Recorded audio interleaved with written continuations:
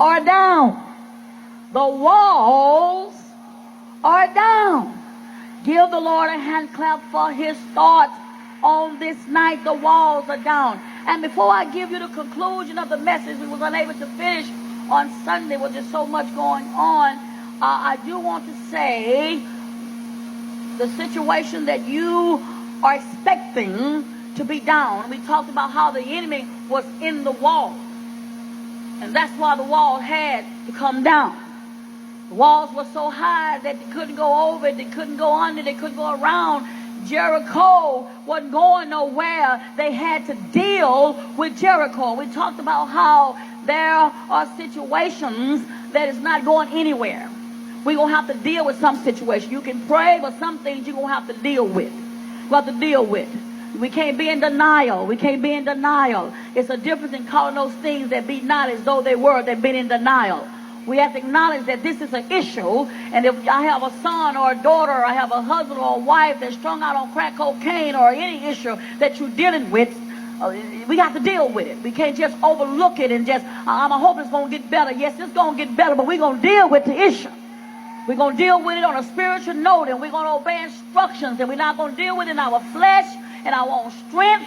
We're exchanging our strength for God's strength. Anything that we're dealing with in this hour, we must exchange our ways, our thoughts, our strength for God's ways, God's thought, and God's strength. That's just the way it is. That's just the way it is. That's just the way it is. If it's going to come down.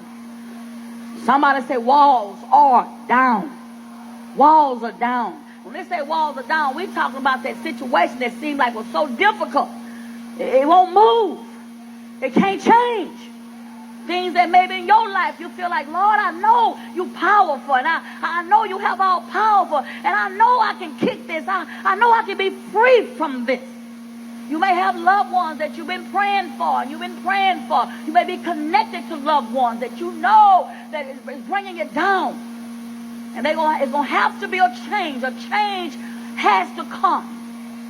And it has to be a change. And you're going to have to, if God has promised you that he's going to deliver and free that loved one, we're not walking away from no fight. We're not walking away from nothing that God has promised us. Somebody shout glory, because we're not cowards. And we already know we win. But we're talking about manifestation. If we're going to see the manifestation, we're from Revelation now. God then gave the revelation. God has spoken in his word. He promised. But now it's manifestations. I've had the revelation, thank God. And he can continue to give me revelation for other storms. But this storm, somebody say, but this thing, this Jericho here. Somebody say, walls are down. Not coming down. I ain't hoping, not coming. I'm expecting. Whatever situation, I'm expecting. It's done. Somebody say it's a done deal. It's a done deal. So we want to pick up a little bit where we left off. When God speaks, he means what he says. And that's the thing that we have to get not just in our mind, we must get in our spirit. When he speaks, he means what he says. I don't care how the enemy tries to come in and whisper and try to detour you or distract you. When he speaks, he means what he says, and he says what he means. That's just the way it is. If he's the same yesterday, today, and forevermore, that means if he spoke it yesterday, he mean it today, and forevermore, it'll still be as he spoke it on yesterday. Somebody shout glory. I don't care whether it's tomorrow, it's still as though he spoke it on yesterday. It's the same today, yesterday, forevermore. Doesn't matter if he spoke it 5 years ago, 10 years, it's 8 years.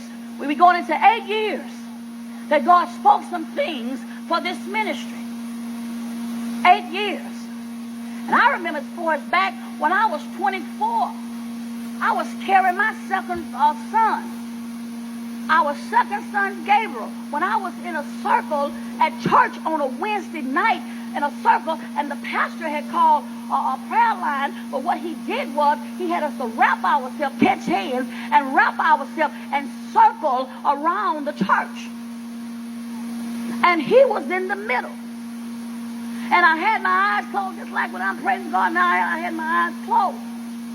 And all I could feel was he had a robe. He had taken his robe off, and he had balled his robe up. And my eyes were closed. And what got my attention, I felt the robe. Now here I am, I'm pregnant. I felt this robe. Now I'm talking about, you know, the Baptist preachers, the kind of robes they wear with them 3 bar stripes, and, you know, they heavy. And he had balled that robe up, and he took that robe with all his might, and he threw it at my stomach. Well, that got my attention. And Gabriel on the inside, Gabriel turned, I mean, that baby stretched and flipped and done all kind of movements. But prophecy went forth. Prophecy went forth.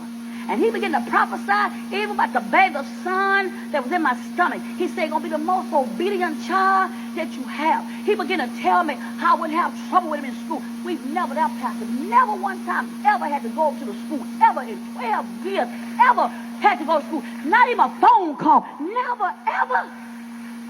Never known him to ever sass back with his dad or change words or not one time ever change or sass back with his no. Never. That was prophesied. And then he began to tell me about my ministry. And I see some things even as far back as when I was 24 and I'm 46. That's coming to pass. I remember he said something about J.R. I'm going to tell you about this manifestation. He said something about J.R. I'll never forget. J.R. was about 3.5. He was about three years old. We was in prayer last night, midnight prayer last night, and I was giving his testimony to the ones that was here last night. And J.R. was about maybe 3.5 years old. And I'll never forget what he said. I'm going to say exactly what he said. This is what he said. He said, Sheila, he said, keep that boy in church. I don't care how messy it get. I don't care how hard it get. You keep that boy on the anointing. You keep him in church. He said, every time you get in trouble or hit a fork in the road, or God's going to use you to speak to you. And I remember when Pastor Eve and I, we was in ministry and Willie Workers Mission or whatever, was in crusades or whatever, and whenever we get to a park or something, he could be in the back seat of the car, and he'll just come out of nowhere, so I say, it'll be all right. It'll be all right. He'll just come up with songs, and he'll just say things. And he just say, and when he also told me this. He said, if y'all don't, I'm gonna say this like he said. He said, if y'all don't whoop them, if y'all don't tear that butt up, that's how he said it. He said, if y'all don't tear that butt up. He said, oh Lord, he gonna get you some trouble. He said, I know. He said, I know, Mother. He said, I know Sister Laston. She was his nurse. He said, I know your mama love him. Oh, she love him. She don't want nobody to say nothing to him. She'll put Jesus in a corner and say, you sit there while I go tell this Negro about my grandbaby. And one day, one day, I'm going to go back. And one day, I'll never forget this here. His son, the pastor's son. Gerald was just so active. I don't believe in college kids bad. You know, he was just so active.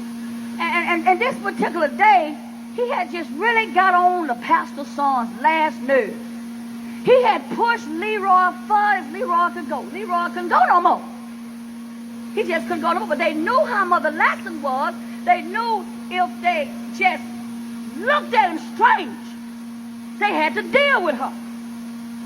So this particular day, JR, I don't know whether he kicked Leroy or spit on Leroy or jumped on Leroy back or tripped Leroy or something he did to Leroy wasn't right. But Leroy said, I ain't taking no more. And I'll never forget Mother Laston, baby. Mother Laston come out there, found out that, and I'm just helping some of y'all about y'all cheering too. And found out that the pastor's son, she say, wait a minute here. And she used the N-word. And she said, wait a minute here. Y'all know what the N-word is. All right. Got the 2 G's, okay. And he He say, wait a minute here. She say, I don't care if you the pastor's mama. She said, my grandbaby. And don't, no, come here, Bubba. She's calling him Bubba. Come here, Bubba. And she say, don't nobody. That's why I see folks all crazy about their kids all acting all out of control, and you just lose this flipping. You're going to either hurt now, hurt later. But you correct those kids and appreciate people that help you with your children. That help you with your children. And I'll never forget what the pastor said. He said, yeah. He said, Sheila, I'm only accepting this here because I know you're the woman of God. But your mama, he said, she gonna be sorry one day about that boy. That he was something. But anyway, the point that I'm making here, about manifestation, about prophecy, it's a lot of things that the pastor prophesied and God spoke, and I held to those things. And the reason why I'm using my pastor is because Joshua, the people never heard, God never spoke directly in this particular situation to the people. The Bible says that he spoke to Joshua, and Joshua instructed the people. And there are some situations and we may be in. That's why it's good to come and be a student of the word and hear. He said, I give you pastors after your own heart that will feed you with knowledge and understanding. It's good to hear the preacher. Somebody shout glory. And get instructions. Is that all right? Is that all right? Is that all right? So I want to encourage you, if God has spoken something to you, and something he said too about my children, and and I look at him, he said, raise them as king's kids. He said, you and Pastor Z, he said, you tell them, so you let them know who they are. I don't care what y'all going through. I don't care if you're in a valley. I don't care if you're on a mountaintop. You let them know that they're royal priesthood. You teach them they don't have to sell up for the less. They can have the best. You teach them that they are royalty and they are king's kids. And I never forgot that. Never. He said, and every one of them they'll grow up. He begin to tell me what would happen in one of them life. He said, they all going to preach at an early age. He said, you don't have to worry about him.